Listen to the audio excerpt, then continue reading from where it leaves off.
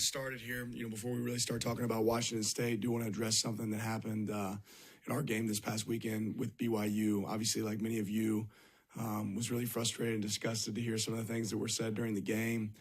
Got the opportunity to reach out to Coach, to Kalani. I know our athletic director, Rob, got to reach out to Tom, their AD there at BYU, and express, our frustration and also apologize for the behavior of few that really, puts a cloud over a great group and a really fun situation for our players and our fans on Saturday. So that being said, there's no room for that in our stadium, and anybody that's going to partake in that doesn't need to be in our stadium. So that's been addressed.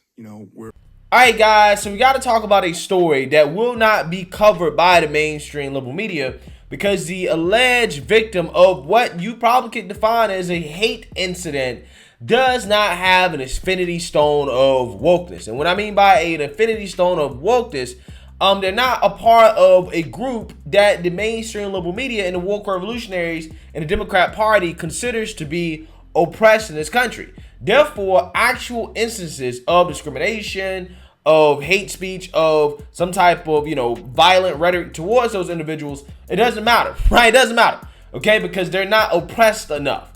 And that's basically what is happening here with this story right here, as an Oregon high school football recruit left the game at halftime amid Mormons chant. Now, this high school recruit, who was considering attending the University of Oregon on a football scholarship, was attending the BYU game. And you guys know that BYU was recently involved in a race hoax, right? In the sense that a Duke volleyball player, a woman, a black woman, accused the students in the student section of calling her the N-word, okay? However, there was no evidence to back up her claims, and at this point, everybody with any type of common sense considers it to be a hoax. However, despite the fact that there was really no evidence to support her claims in the first place, the mainstream liberal media went with her story as if it was facts, right? And this woman had a whole bunch of interviews on national television telling her story that turned out to be false. So it seems like some of these students at the University of Oregon did not get the picture, right? That this was a race hoax, which in my opinion is probably what was behind the F the Mormons chant at this Oregon football game from these Oregon fans. So with that being said, I want to talk about this because this is an example of the blatant hypocrisy from the mainstream liberal media in regards to the so-called hate incidences that they choose to care about versus the ones they choose not to care about. But before I get into that, I just want to let you guys know, if you like my channel and you support my channel, you can check out my merch, my donkey pox shirts, the disease that is affecting America, or my hashtag no days off / hard work patriotic t-shirts, or my MAGA Hub shirts. There are plenty of cool merch for you guys to check out at my website, gforemanbcp.com. Get 20% off using discount code gforemanbcp. So without further ado, let's get into it. An Oregon high school football recruit who was at the matchup between the Ducks and BYU when fans in the student section broke out in F the Mormons chants left the game at halftime. TC, I'm not even going to try to pronounce his last name here. It's just going to be TC. A class of 2024 prospect from North Salem who is Polynesian and a member of the Church of Jesus Christ of Latter-day Saints, told the Statesman Journal on Sunday he was uncomfortable during the incident. Quote, definitely felt uncomfortable because I was with my parents and sisters. He told the newspaper, you kind of don't know what to say or how you feel about it at that time. We left at halftime. My dad said, quote, let's get out of here.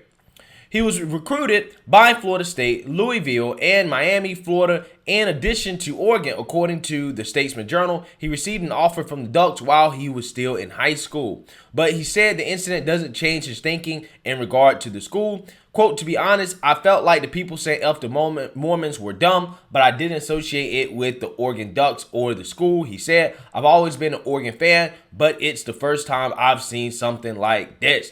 He said Oregon is still on the short list of potential schools he played for in 2024, adding that some members of the Ducks coaching staff talked to him and his family about the incident. Utah Governor Spencer Cox was among those who blasted Oregon fans for the chant. So here is the religious bigotry chant, right, from these Oregon fans. And I want you guys to hear what they were saying. Yeah,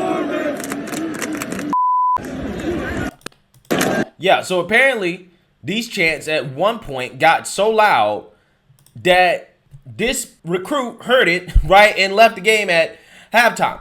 Oregon would apologize for the incident. Quote, the University of Oregon sincerely apologizes for an offensive and disgraceful chant coming from the student section during yesterday's game against Brigham Young University, the school said in a tweet. Quote, these types of actions go against everything the university stands for, and it goes against the spirit of competition. We all and will do better as a campus community that has no place for hate, bias, or bigotry. Here's the thing, guys.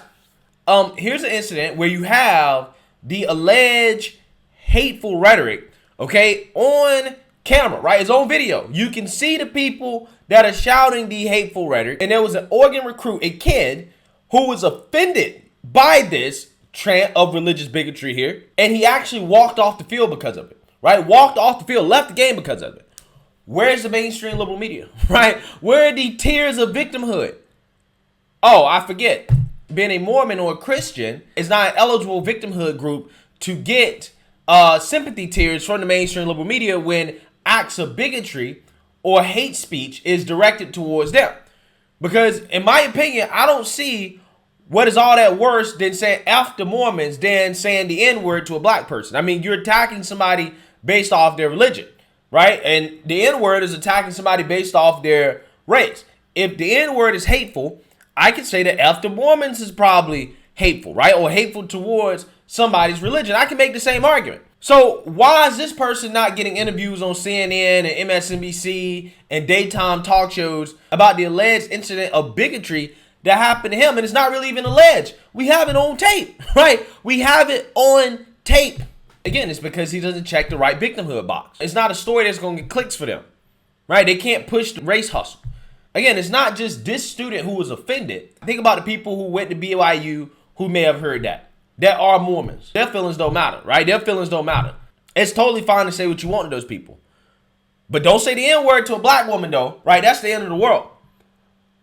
Again, it's absolutely crazy the double standard that we have in the media when it comes to the coverage of these incidents. But with that being said, just to be consistent here, I actually disagree with the Oregon recruit and his family walking off the field, leaving the game at halftime.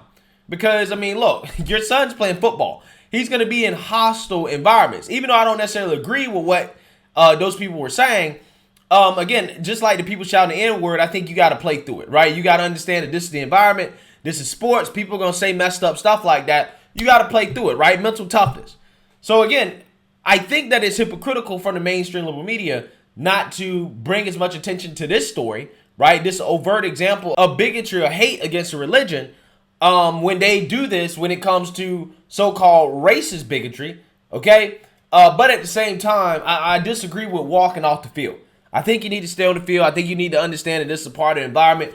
You use it as an opportunity to develop mental toughness, right? I really do believe that. Same advice that I gave to the young black Duke player, right? That was, again, boohoo whining and crying about allegedly being called the N-word. So let me know what you guys think. Make sure you like, comment, and subscribe. Most importantly, share a black conservative perspective. Peace.